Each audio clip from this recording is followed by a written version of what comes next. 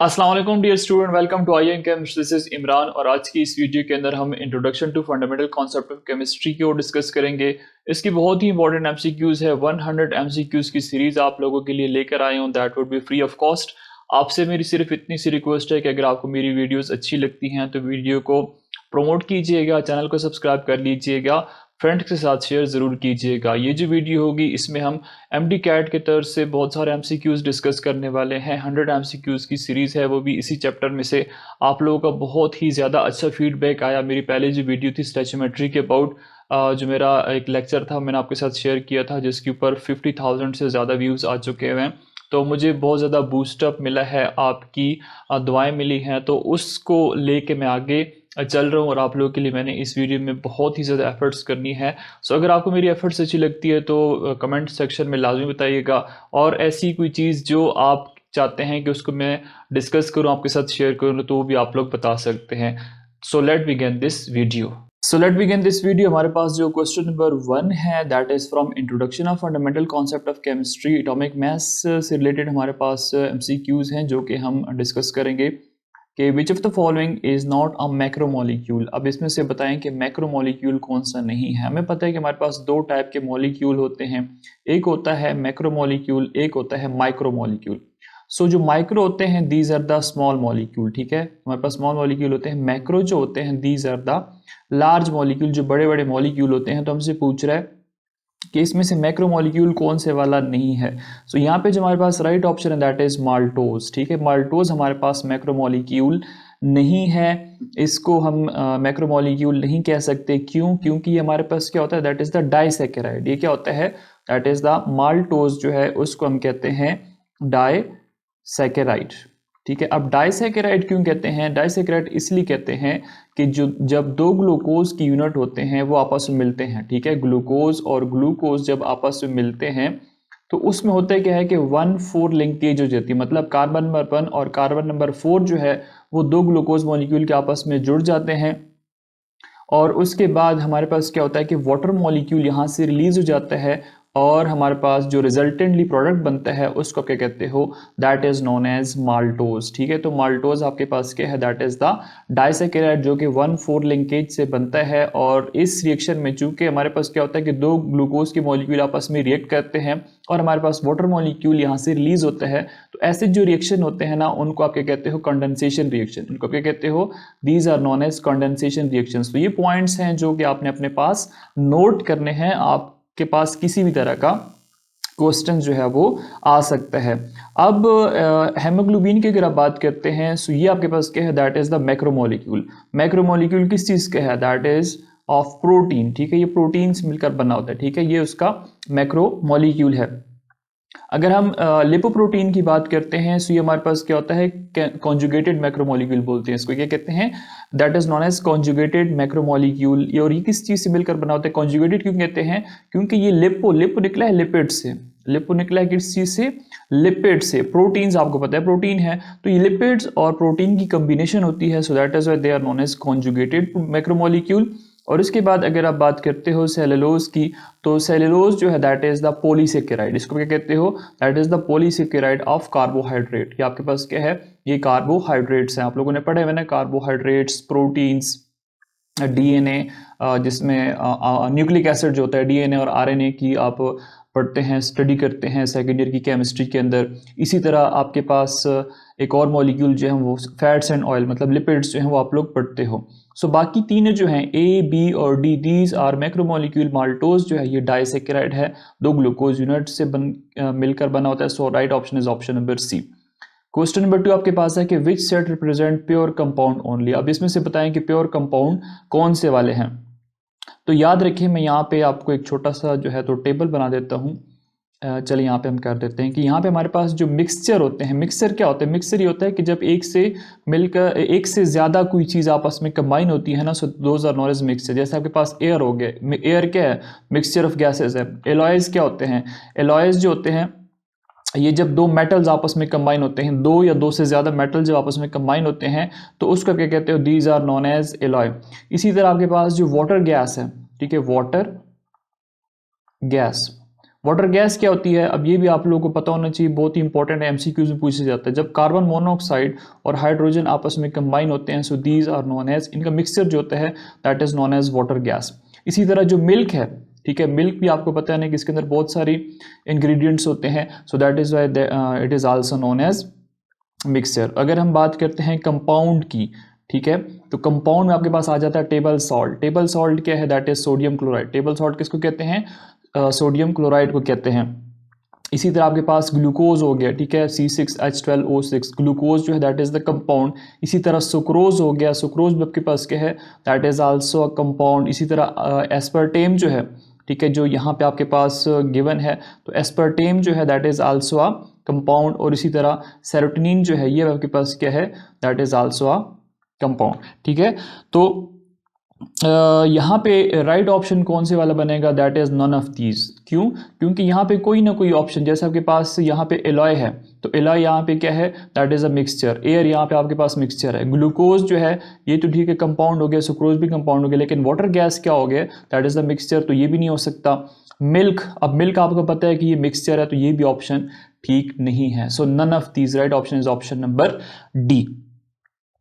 उसके बाद आपके पास है question number 3, haemoglobin molecule is dash times heavier than hydrogen. तो इसको आपको याद करना पड़ेगा कि जो हेमोग्लोबिन का मॉलिक्यूल होता है ये हाइड्रोजन से कितने टाइम्स जो है वो हैवियर होता है, तो इसका मास कितना होता है, so that is actually 68 hydrogen molecule है, ठीक है, हाइड्रोजन नहीं है, तो यहाँ पे हाइड्रोजन मॉलिक्यूल है, तो यहाँ पे राइट ऑप्शन जो है that is option number D, ठीक है, 34,000 टाइम्स जो है हैवियर होता है, ठीक है। अब बहुत सारे बच्चे कहेंगे कि नहीं सर ये 68,000 है, तो हाइड्रोजन एटम जो है ना उससे ये 68,000 टाइम्स जो है वो हेवियर होता है। लेकिन यहाँ पे जो कि मॉलिक्यूल की बात करें, मॉलिक्यूल में दो हाइड्रोजन एटम जो है वो कंबाइन होते हैं, तो अगर उसको आप देखोगे तो इसको आपने 2 पे डिवाइड कर देना है, तो फिर आपके पास इसका जो आंसर आएगा वो होगा 34,000। तो इसमें आप लोग कंफ्यूज हो सकते हो कि हाइड्रोजन मॉलिक्यूल है या फिर हाइड्रोजन एटम है। अगर हाइड्रोजन एटम गिवन है तो फिर 68,000 टाइम्स है, लेकिन अगर हाइड्रोजन मॉलिक्यूल है तो इसमें आप देखेंगे कि ये 34,000 टाइम्स ही इसका राइट ऑप्शन बनेगा। अच्छा जी, उसके बाद अगर हम बात करते हैं क्वेश्चन नंबर 4 की, कि which of the following element has maximum number of isotopes. अब आपको पता है ना कि आइसोटोप्स क्या होते हैं। जैसे आपके पास फॉर एग्जांपल आइसोटोप्स की हम लोग बात करते हैं क्लोरीन की, ठीक है, क्लोरीन के दो आइसोटोप्स होते हैं, क्लोरीन 35 और क्लोरीन 37, ठीक है, ये दो आइसोटोप्स होते हैं। इनका एटॉमिक नंबर जो है वो सेम होता है, लेकिन एटॉमिक मैसेज इनके क्या होते हैं, डिफरेंट होते हैं। सो इनको आप क्या कहते हो, these are known as isotopes. तो अब इसमें से आपसे पूछ रहा है कि इसमें मैक्सिमम नंबर ऑफ आइसोटोप्स किसके हैं, तो याद रखेंगे जो कैल्शियम है इसके आइसोटोप्स होते हैं 6, ठीक है। कौन कौन से हैं वो हमारे पॉइंट ऑफ कंसर्न नहीं है, लेकिन अगर मैं आपको ये बता रहा हूँ कि कितने कितने हो सकते हैं। पैलेडियम जो है इसकी भी 6 आइसोटोप्स होते हैं, कैडमियम जो है इसके 9 आइसोटोप्स होते हैं, और इसी तरह जो स्टोंशियम है और टिन जो है, सॉरी SN जो होता है 10 होता है, तो इसके 11 आइसोटोप्स होते हैं। तो अब आप देखें कि इसमें सबसे ज़्यादा आइसोटोप्स किसके हैं, so that is option number D, 10 जो है इसके सबसे ज़्यादा आइसोटोप्स पाए जाते हैं। नंबर 5 आपके पास क्या है कि fractional atomic message can be calculated from dash. अगर आपने फ्रैक्शनल एटॉमिक मैसेज की कैलकुलेशन करनी है तो आप किस तरह कर सकते हैं।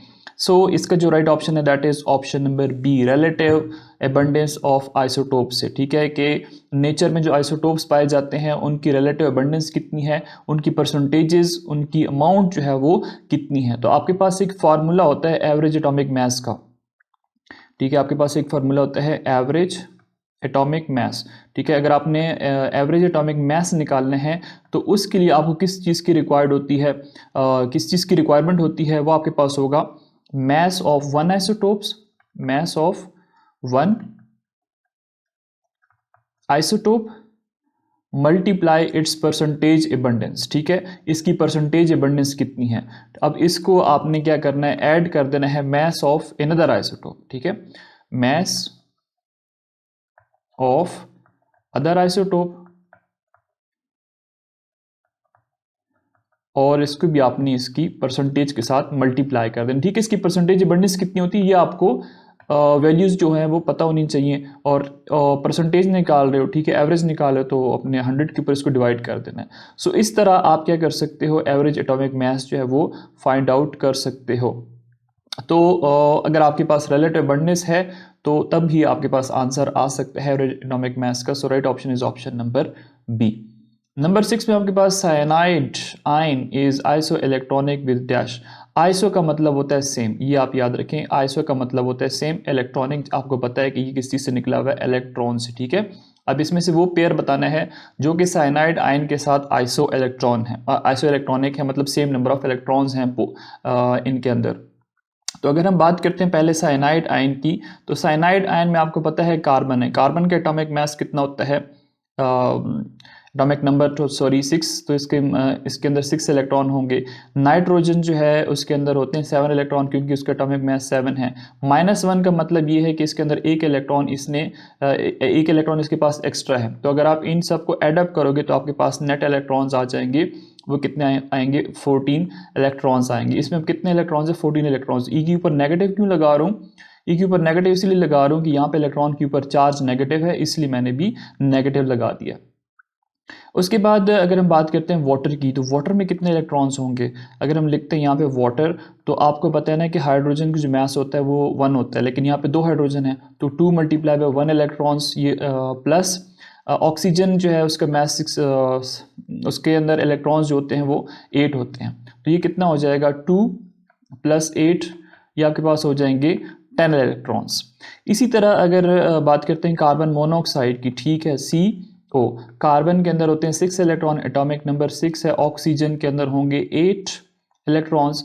8 और 6 को अगर आप एडअप करोगे तो क्या बन जाएगा, आपके पास 14 इलेक्ट्रॉन्स। इसी तरह एमोनिया जो है, ammonia is composed of nitrogen and 3 hydrogen. तो नाइट्रोजन में इलेक्ट्रॉन्स होंगे 7, ठीक है, एटॉमिक मास से एटॉमिक नंबर 7 है, सॉरी। हाइड्रोजन का एटॉमिक नंबर जो है वो 1 होता है, 3 हाइड्रोजन है, सो 3 इलेक्ट्रॉन्स हो जाएंगे। तो 7 + 3 कितने हो जाएंगे, 10 इलेक्ट्रॉन्स हो जाएंगे। अब आप डिसाइड करें किसका आइसो इलेक्ट्रॉनिक पेयर बना सकते हैं हम लोग। तो वाटर के अंदर इलेक्ट्रॉन्स हम लोगों ने कितने निकाले, 10 इलेक्ट्रॉन्स निकाले, ठीक है। कार्बन मोनोऑक्साइड के अंदर आते हैं 14 इलेक्ट्रॉन्स, एमोनिया के अंदर आते हैं 10 इलेक्ट्रॉन्स, और कार्बन डाइऑक्साइड के इलेक्ट्रॉन्स हम लोगों ने निकाले 22, ठीक है। कार्बन डाइऑक्साइड के हम कैसे निकालेंगे, 6 फॉर कार्बन इलेक्ट्रॉन्स, ठीक है, कार्बन डाइऑक्साइड की बात कर रहे हैं। और ऑक्सीजन यहाँ पे 2 टाइम्स हैं, तो 8 + 8 कितने हो जाएंगे, 16, ठीक है। 8 + 8 16 हो जाएंगे, तो आपके पास ये हो जाएगा 16 + 6, ये 22 इलेक्ट्रॉन्स हो जाएंगे। अब आइसो इलेक्ट्रॉनिक देख सकते हैं कि यहाँ पे जो राइट ऑप्शन है that is option number B, ठीक है। कार्बन जो मोनोऑक्साइड है इसके अंदर भी 14 इलेक्ट्रॉन्स होते हैं, और जो साइनाइड आयन है इसके अंदर भी 14 इलेक्ट्रॉन्स है, तो right option is option number B. Number 7 आपके पास है कि which of the following statement is wrong about isotope. Isotope के अबाउट कौन सी स्टेटमेंट ऐसी है जो कि रॉन्ग है। सो यहाँ पे राइट ऑप्शन है they possess different mass number. तो नहीं, मैस नंबर तो इनका सेम होता है, नहीं ये सही है। They possess same chemical properties, ठीक है, ये भी ठीक है। डिफरेंट फिजिकल प्रॉपर्टीज होती हैं, ये भी ठीक है। They possess different position in periodic table, position इनकी डिफरेंट नहीं होती है। So right option is option number D. ये पॉइंट जो है ये रॉन्ग लिखा हुआ है, ठीक है, ये पॉइंट जो है वो रॉन्ग लिखा हुआ है। सो आपको पता है कि आइसोटोप के जो नंबर ऑफ प्रोटॉन्स होते हैं वो सेम होते हैं। आइसोटोप्स के अंदर नंबर ऑफ प्रोटॉन्स जो हैं वो सेम होते हैं, सो इसलिए they occupy same position in the periodic table. उसके बाद आपके पास क्वेश्चन नंबर 8 है, bromine has 2 isotopes having relative abundance as in the average atomic mass of bromine is about dash. अब ब्रोमीन जो है, ब्रोमीन आप याद रखें कि इसके 2 आइसोटोप्स होते हैं, ठीक है। ब्रोमीन जो है इसके 2 आइसोटोप्स पाए जाते हैं। एक आपके पास है ब्रोमीन 79, ठीक है, एक आपके पास होता है ब्रोमीन 79, दूसरा आपके पास है ब्रोमीन 81, ठीक है। ये 2 इसके आइसोटोप्स जो हैं वो पाए जाते हैं, और जो इनका मैस होता है ब्रोमीन, दोनों जो ब्रोमीन एटम है ना, तो इन दोनों की अगर हम मास की बात करते हैं सो दैट इज़ 80, ठीक है, ब्रोमीन 80 और ब्रोमीन 80, ठीक है। ये इनके atomic number 80, sorry, atomic message जो हैं वो डिफरेंट होते हैं, इनके एटॉमिक नंबर सेम है। तो अगर हम ब्रोमीन 79 की परसेंटेज अबंडेंस की बात करते हैं तो ये हमारे पास नेचर में पाया जाता है 50.6%। इसी तरह जो ब्रोमीन 81 है इसकी परसेंटेज होती है 49.3%, ठीक है। तो ये इसके 2 आइसोटोप जो हैं कॉमनली हम लोग पढ़ते हैं, बाकी हैं लेकिन वो कुछ रेडियो एक्टिव होते हैं। So right option is option number C. Question number 9 आपके पास है कि which of the following has maximum number of isotopes अब आपने बताना है कि इसमें सबसे ज़्यादा आइसोटोप्स किसके होंगे। तो यहाँ पे जो राइट ऑप्शन है that is option number B, cadmium. Cadmium के भी आपको आइसोटोप्स लिखवाए हैं मैंने, तो आपने वहाँ से उसको देख लेना है कि कैडमियम के कितने आइसोटोप्स होते हैं। So that is 9। नेक्स्ट आपके पास क्वेश्चन नंबर 10 है कि in atom of carbon is 12 times heavier than dash atom. अब 12 टाइम्स किससे हैवियर होगा। हाइड्रोजन का मास होता है 1, ठीक है। हीलियम का मास होता है 2, नियॉन का मास होता है 10, लिथियम का मास होता है 3, ठीक है। मैस की बात कर रहे हैं, ठीक है, तो मैसेज आप लोग देख लीजिएगा। अच्छा, अब अगर आप कार्बन की बात करते हो, सो कार्बन जो है उसका एटॉमिक मास होता है 12, कार्बन का मास एटॉमिक मास होता है 12, और हाइड्रोजन का जो एटॉमिक मास होता है 1। तो अगर आप कंपेयर करते हैं तो कार्बन जो है that is 12 times heavier then that of hydrogen atoms. Option number A आपके पास राइट ऑप्शन है। ये हीलियम का जो मैंने एटॉमिक नंबर बता दिया, ये एक्चुअली हीलियम का मास होता है 4, ठीक है। हीलियम का मास होता है 4, एटॉमिक नंबर 2 होता है। इसी तरह नियॉन का मैंने एटॉमिक नंबर बता दिया, एटॉमिक मास आप चेक कर लें। लिथियम की भी आप एटॉमिक मास चेक कर लीजिएगा, सॉरी अबाउट दैट।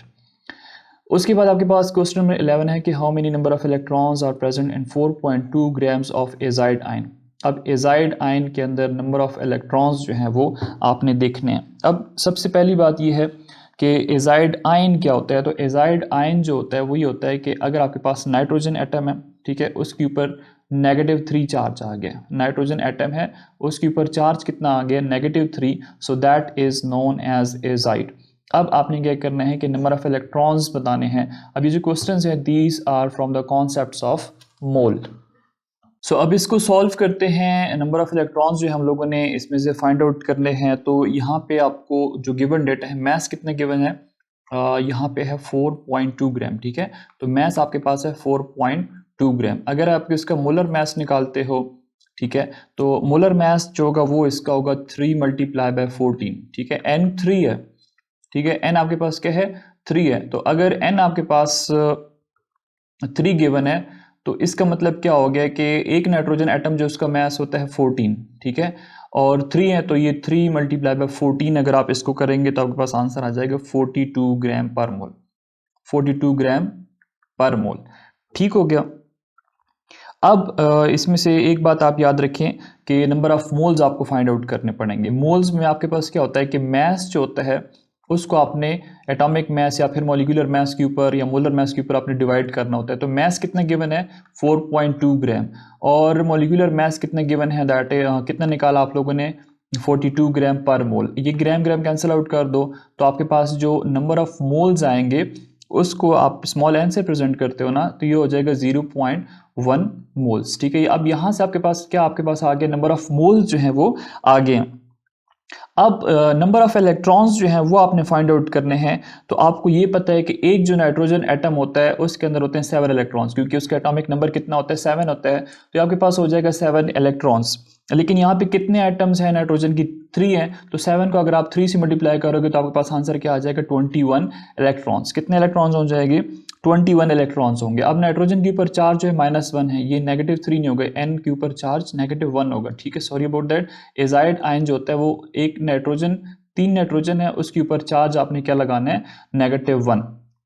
अब -1 का मतलब ये कि एक इलेक्ट्रॉन इसके पास दूसरा भी है -1 की फॉर्म में, तो इसका मतलब है कि 21 इलेक्ट्रॉन में आपने क्या करना है, एक इलेक्ट्रॉन्स मजीद ऐड कर देना। तो कितने इलेक्ट्रॉन्स हो जाएंगे आपके पास, इलेक्ट्रॉन्स जो होंगे वो कितने होंगे, 22 होंगे एक मोल ऑफ एजाइड आयन के अंदर, ठीक है। 22 इलेक्ट्रॉन्स जो हैं वो होंगे। तो नंबर ऑफ इलेक्ट्रॉन्स का फार्मूला होता है, नंबर ऑफ इलेक्ट्रॉन्स का फार्मूला जो है that is equal to number of moles multiply by number of electrons in 1 mole multiply by Avogadro number. इसको आपने क्या करना है, एवोगाड्रो नंबर के साथ मल्टीप्लाई कर देना है। सो नंबर ऑफ मोल्स हम लोगों ने कितने निकाले, वो हम लोगों ने निकाले 0.1 मोल, ठीक है। इसके साथ आपने मल्टीप्लाई कर देना है किस चीज़ को, नंबर ऑफ इलेक्ट्रॉन्स को। कितने इलेक्ट्रॉन्स है, 22 इलेक्ट्रॉन्स है, तो 22 इलेक्ट्रॉन्स को आप मल्टीप्लाई कर दो, और साथ में एवोगाड्रो नंबर क्या होता है, एवोगाड्रो नंबर आपको पता है ना कि 6.022 मल्टीप्लाई बाय 10⁻⁴ 23 होता है। तो इसको आपने इसके साथ मल्टीप्लाई कर देना। यहाँ से आपको डायरेक्ट NA लिखा हुआ नज़र आ रहा है, तो आप इसकी जगह पे NA लिख दें।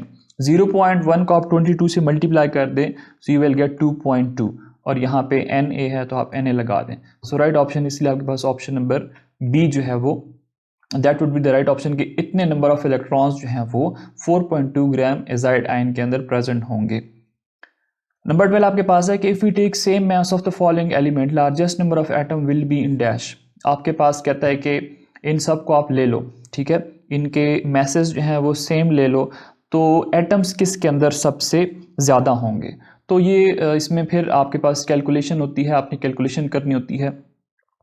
तो अगर हम करते हैं आयरन के अबाउट, तो 1 ग्राम आपके पास आयरन गिवन है, ठीक है, तो इसको आपने डिवाइड कर देना है 1/56। ये एटॉमिक मास होता है आयरन का, जो कि आपके पास यहाँ पे गिवन है।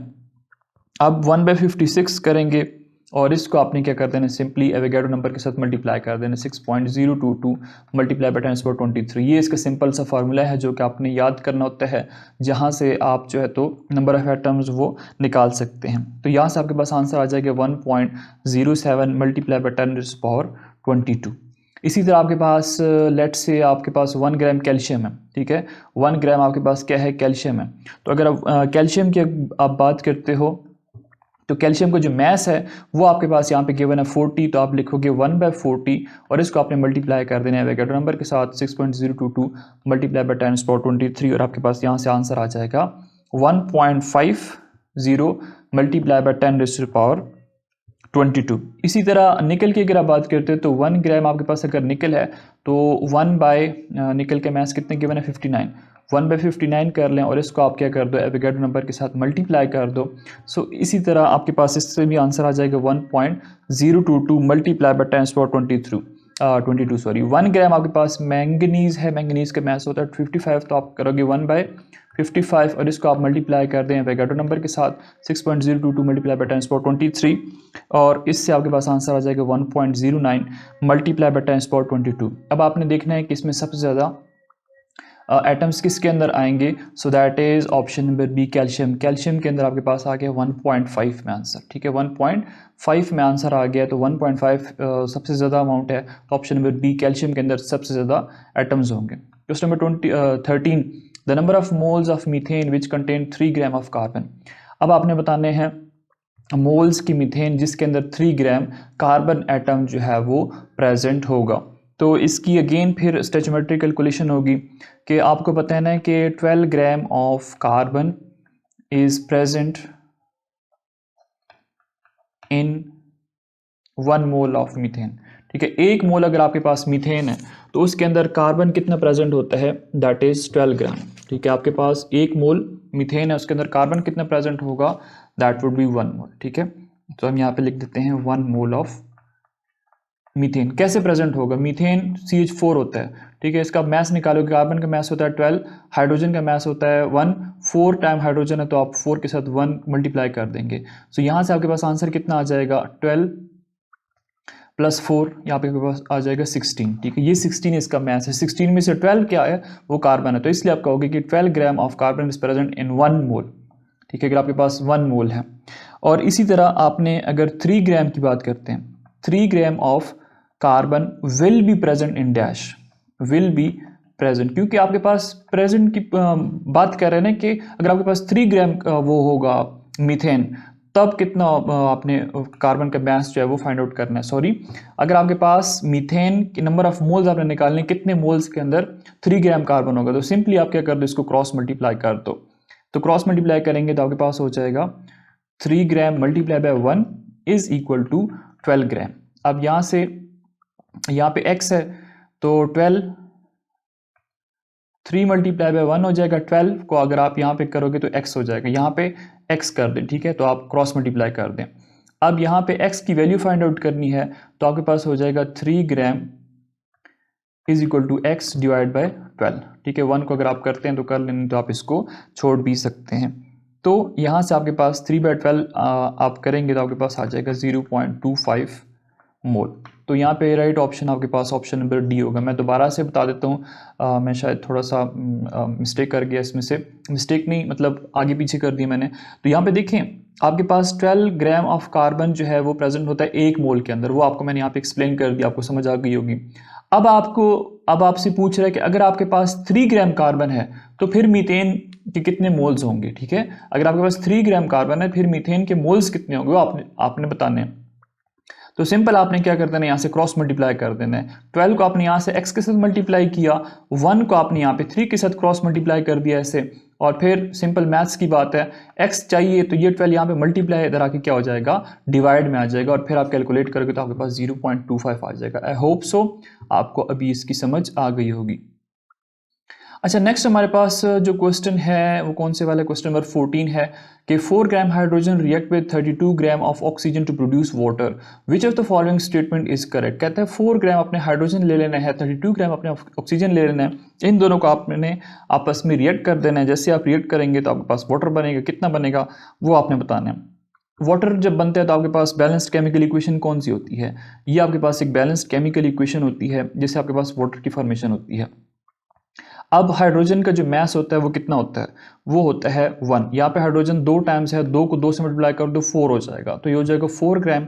ऑक्सीजन का मास कितना होता है, ऑक्सीजन का मास कितना होता है 16। यहाँ पे ऑक्सीजन के कितने एटम्स हैं, 2 ऑक्सीजन हैं, तो 16 को अगर आप 2 से मल्टीप्लाई कर दोगे तो आपके पास 32 ग्राम हो जाएगा।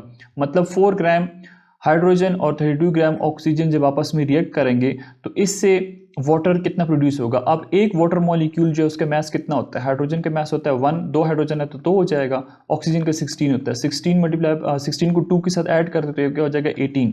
अब यहाँ पे वाटर मॉलिक्यूल कितने बन रहे हैं 2, तो अगर आप 2 से मल्टीप्लाई कर दो तो इससे क्या हो जाएगा 36 बन जाएगा। तो इसका मतलब है 36 ग्राम आपके पास वाटर की फॉर्मेशन हो रही है।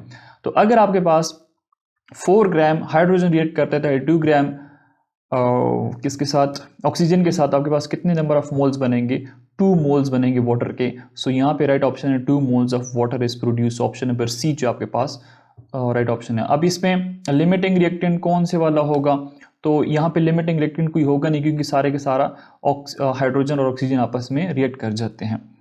क्वेश्चन नंबर 15 आपके पास है कि 2 gram of nitrogen molecule contain number of chemical bonds.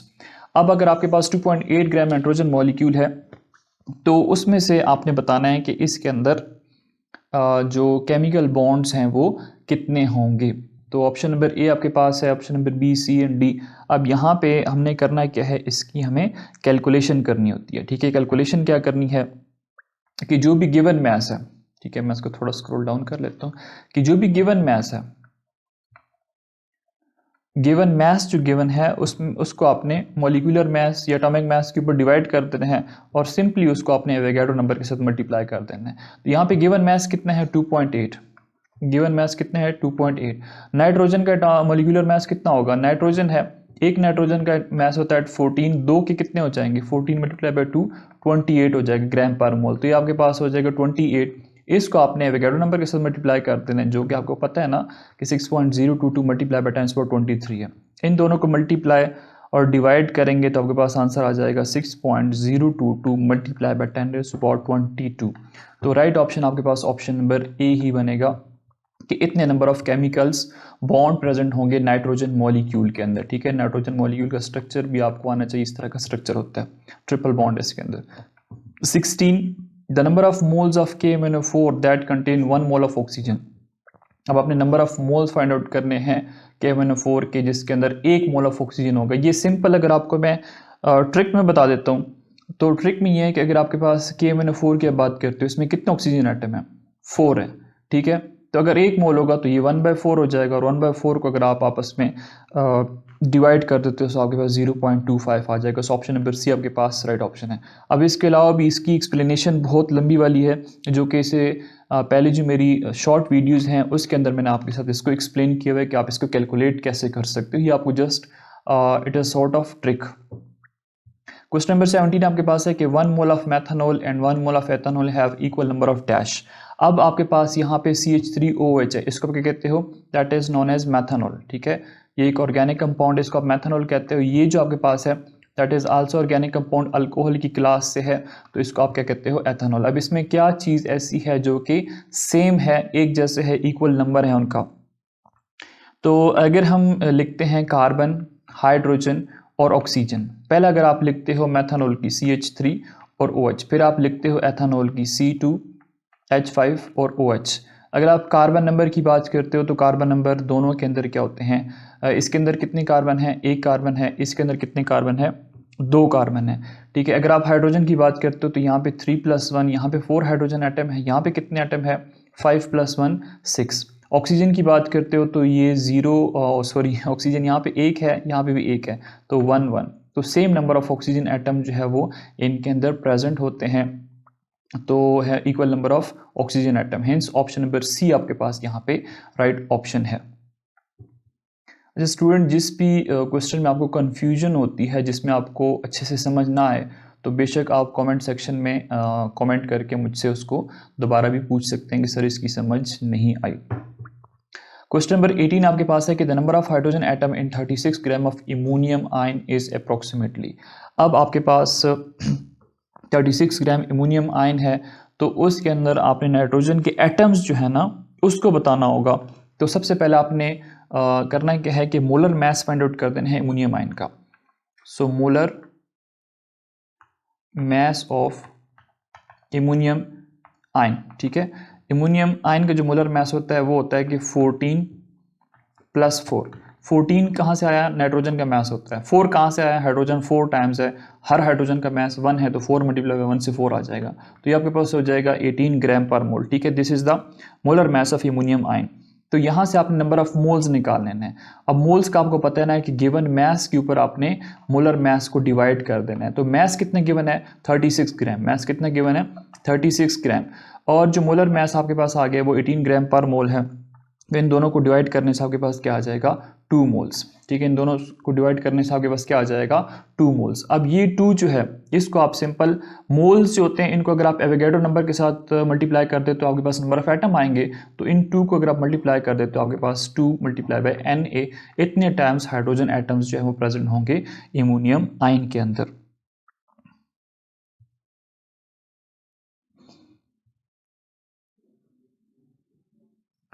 और सॉरी यहाँ पे नहीं 2Na नहीं होगा, सॉरी अबाउट दैट। आपके पास एक फार्मूला है कि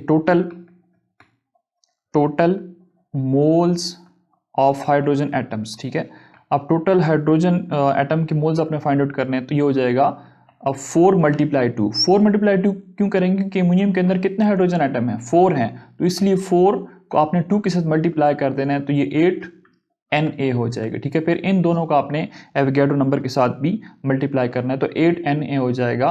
सो राइट ऑप्शन हमारे पास जो है that is option number D, ठीक है। मैंने जो 4 हाइड्रोजन एटम इनको कंसिडर नहीं किया था, इनको ये जो 2 आ गए, ठीक है, नंबर ऑफ मोल्स जो है ये जो आ गए, इनको फिर आपने नंबर ऑफ हाइड्रोजन एटम जो कि इमोनियम आयन के अंदर प्रेजेंट है उसके साथ मल्टीप्लाई करना है, फिर उसको आपने एवोगैड्रो नंबर के साथ मल्टीप्लाई कर देना है। 20 आपके पास है कि the number of oxygen atom contain in 1000 gram of water is.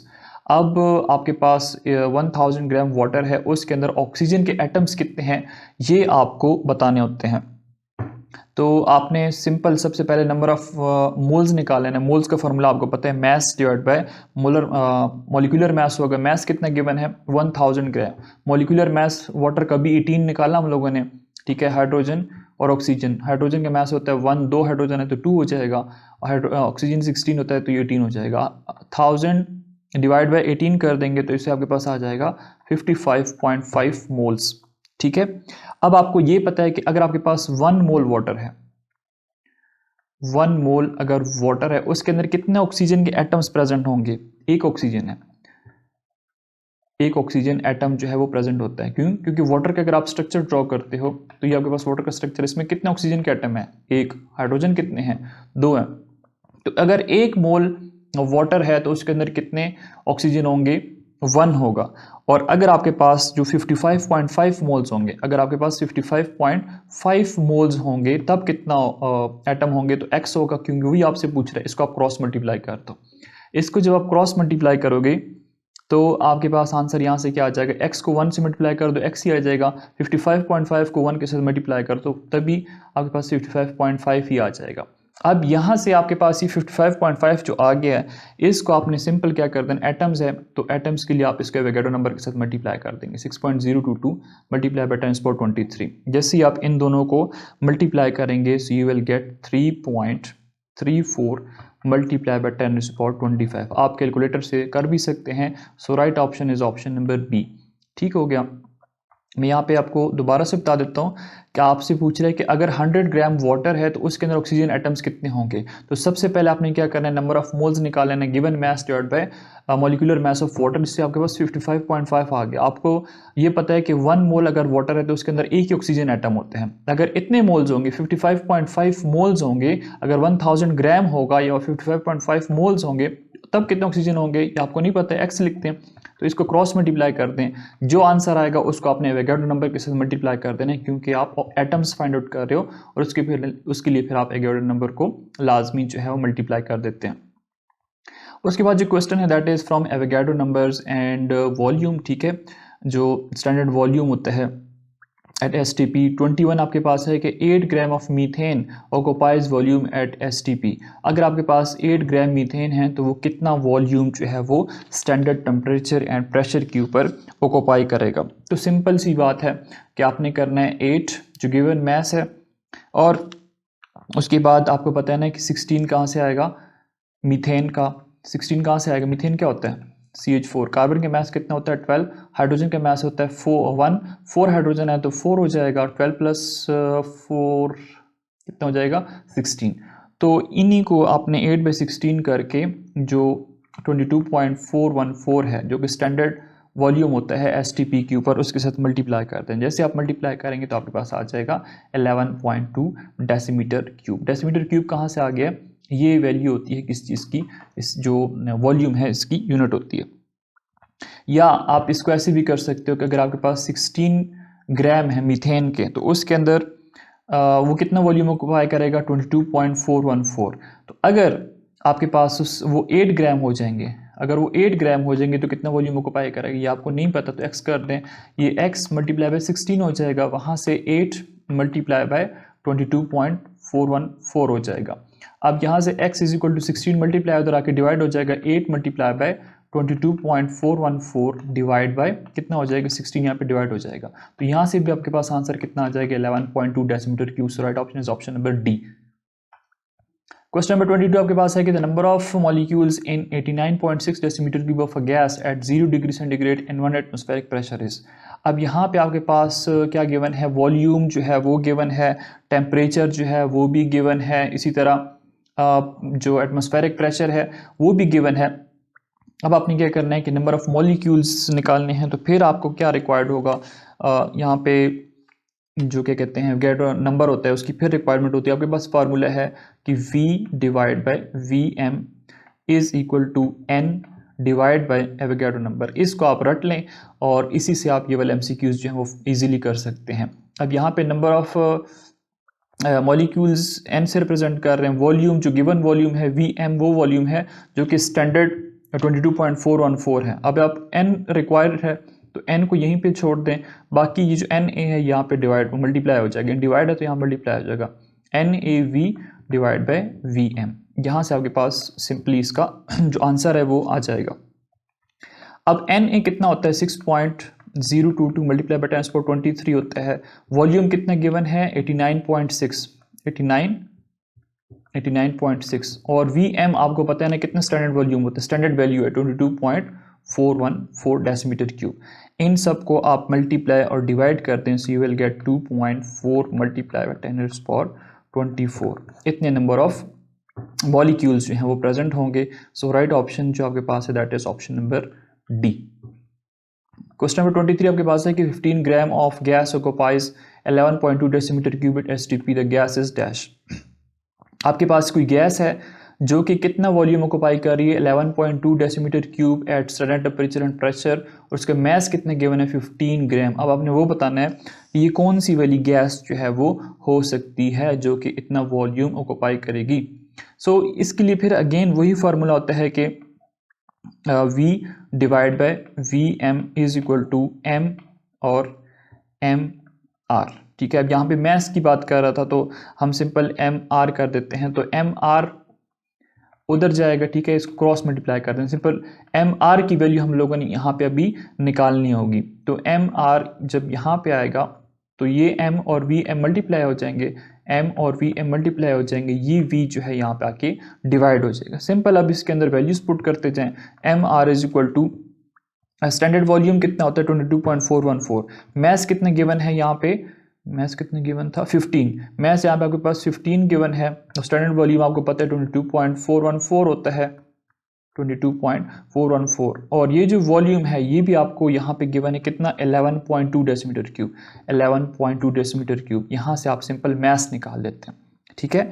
तो मैथ्स आप निकालेंगे तो आपके पास हो जाएगा 30 ग्राम, 30 ग्राम इसका मैथ्स हो जाएगा पर मोल। और इसी तरह अगर आप NO है नाइट्रोजन मोनोऑक्साइड, नाइट्रोजन का मास होता है 14, ऑक्सीजन का मास होता है 16, 16 को 14 के साथ ऐड कर तब भी आपके पास इसका जो मास होगा 30 ग्राम पर मोल होगा। तो इन दोनों का मैच कर रहा है, तो NO जो है nitrogen monoxide, option number B that is the right option, ठीक है। 15 ग्राम अगर इसके प्रेजेंट होंगे और वॉल्यूम इतना ऑक्यूपाई करेंगे तो उसका मास कितना होगा 30 ग्राम पर मोल। 24 आपके पास है कि which one is incorrect relationship eight STP। अब STP पे बताएं कि कौन सी इनकरेक्ट रिलेशनशिप है।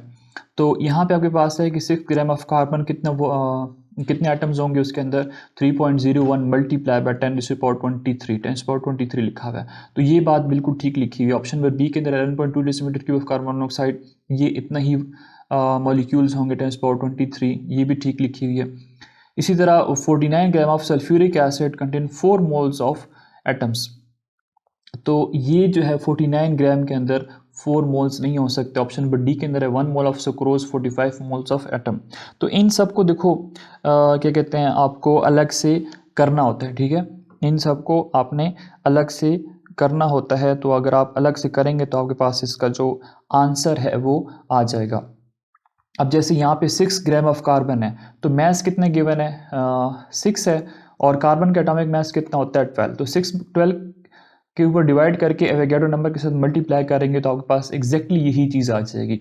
इसी तरह कार्बन डाइऑक्साइड है, कार्बन डाइऑक्साइड का यहाँ पे क्या गिवन है 11.2 डेसीमीटर क्यूब, इसका जो वॉल्यूम है वो गिवन है, तो इसको भी आप अगर आप करते हैं तो आपके पास एग्जैक्टली यही आंसर आएगा। अगर 49 ग्राम ऑफ सल्फ्यूरिक एसिड की बात करते हैं तो ये 4 मोल जो है ये इनकरेक्ट है, सो ऑप्शन नंबर सी हमारे पास यहाँ पे करेक्ट है। ये 49 ग्राम नहीं होगा, ये आपके पास सल्फ्यूरिक एसिड का मैस अगर आप निकाल दें तो 98 होता है, तब जाके इसके अंदर 4 मोल्स ऑफ एटम्स होंगे ऑक्सीजन के। 25 आपके पास है कि if a piece of copper weight 0.635 gram how many atom does it contain. एक कॉपर का पीस है, ठीक है, कॉपर का एक पीस है वो इसने लिया, उसका वेट कितना था 0.635 ग्राम।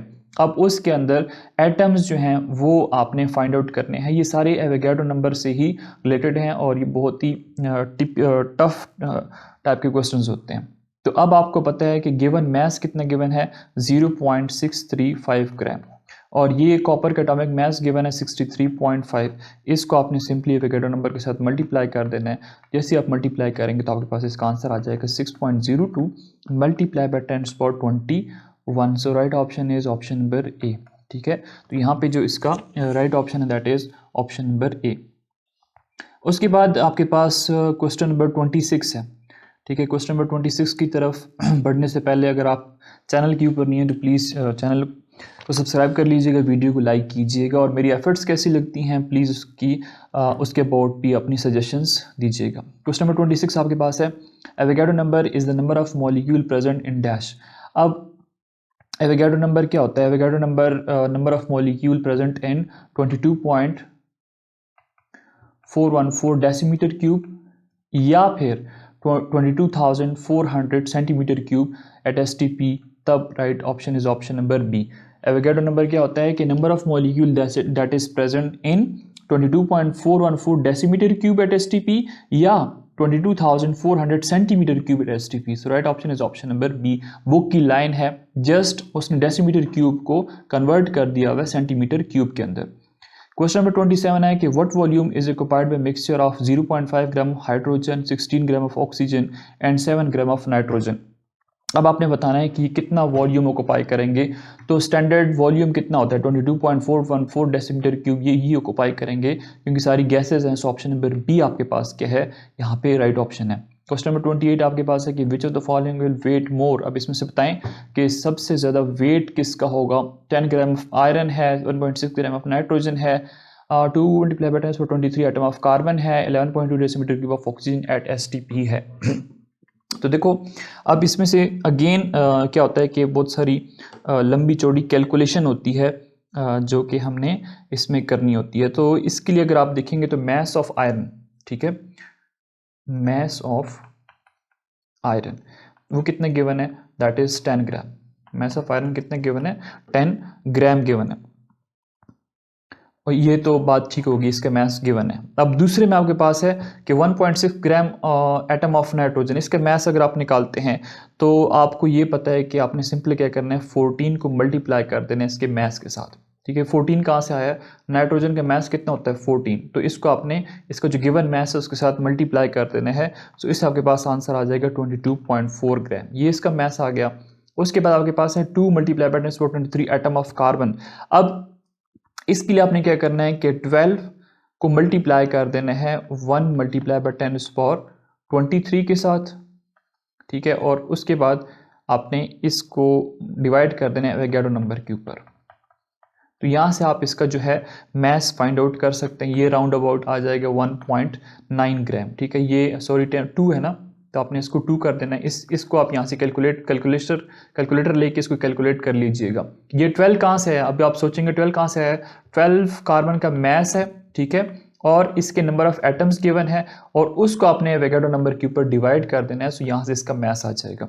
उसके बाद 11.2 decimetre cube of oxygen at STP, इसका मैस कैसे निकालेंगे।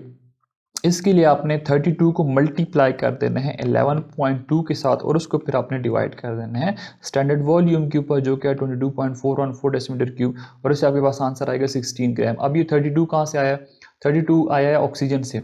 एक ऑक्सीजन के मैस 16 होता है, 2 ऑक्सीजन के मैस कितना हो जाएगा 16 मल्टीप्लाई बाय 2 32, तो इसलिए आप 32 लगाएंगे। 11.2 कहाँ से है, ये आपके पास गिवन वॉल्यूम है। स्टैंडर्ड वॉल्यूम कितना होता है 22.414, इसी से आप यहाँ से मैस निकालेंगे, सो ये हो जाएगा 16 ग्राम। सिंपल वो जो मैस का फार्मूला है ना वो आपने यहाँ से इन्वर्ट कर देना, सारा के सारा जो फार्मूला होता है वो आपने यहाँ से इन्वर्ट कर देना होता है। सो अगर आप इनमें से मैसेज देखते हैं कि सबसे ज़्यादा मैस कितना है, तो फिर आपको यहाँ से जो राइट ऑप्शन है वो है ऑप्शन नंबर बी, ठीक है।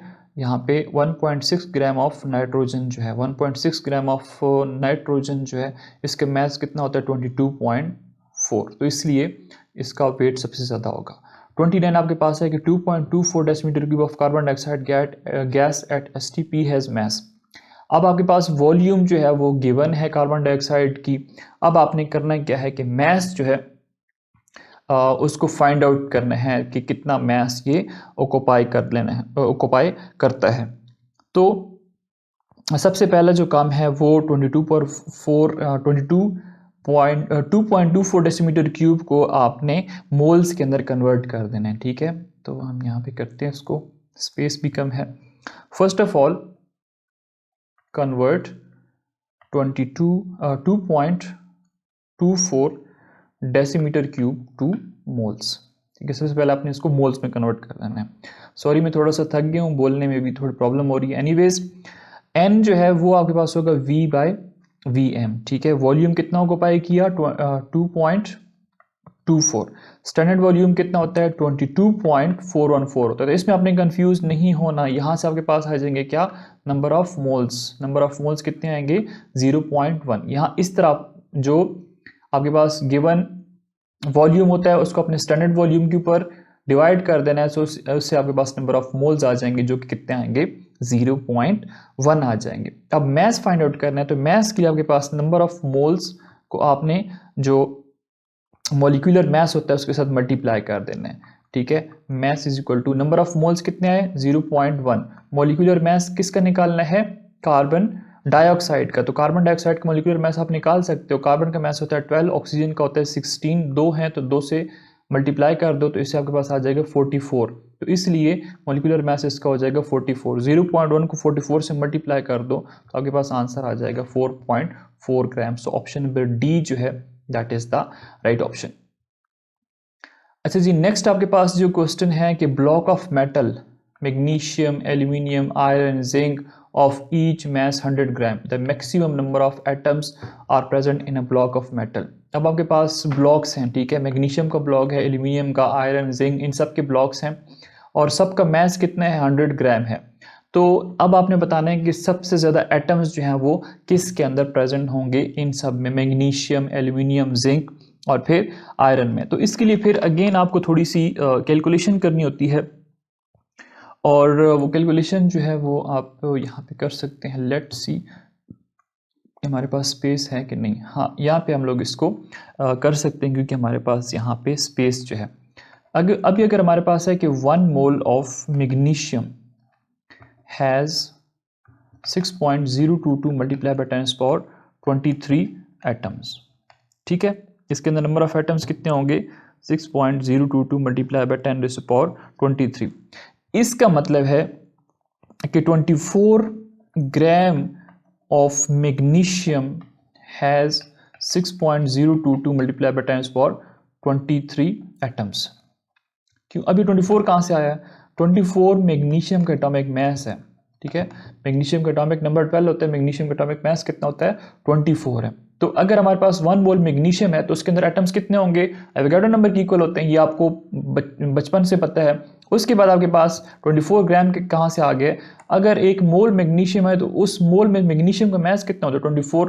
तो आप ये भी कह सकते हो ना कि 24 gram of magnesium has Avogadro number of atoms, ठीक हो गया।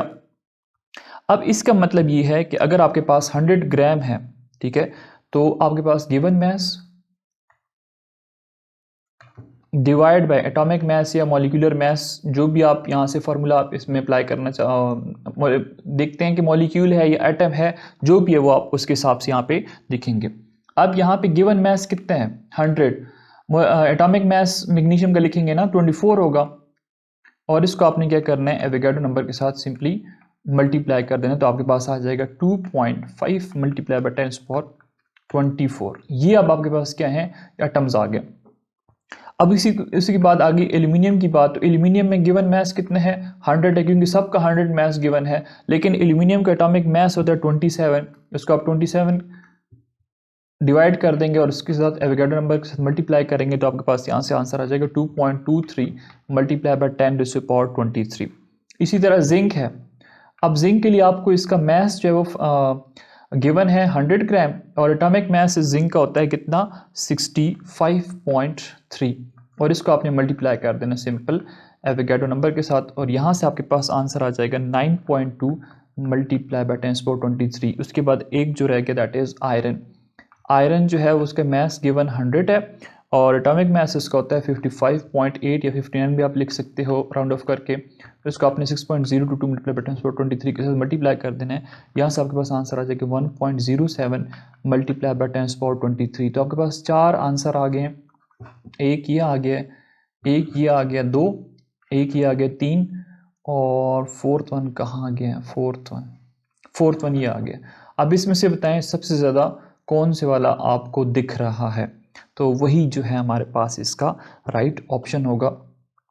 सो यहाँ पे 30 का जो राइट ऑप्शन है that is option number A magnesium, ठीक है। मैग्नीशियम का जो मास है वो इन सब में सबसे ज़्यादा है, लेकिन 2.5 मल्टीप्लाई बाय 10⁻24, ठीक है, ये 24 में आ रहा है, बाकी ये भी 23 में है, ये भी 23 में, ये भी 23 में, तो ये हमारे पास राइट ऑप्शन जो है वो आ गया। So student these were the 30 MCQs जो कि हमने इस पार्ट के अंदर कवर किए। बाकी जो MCQs है हमारे पास 100 MCQs की सीरीज़ है, वो हम इंशाल्लाह नेक्स्ट वीडियो के अंदर डिस्कस करेंगे। Stay connected, thanks for watching.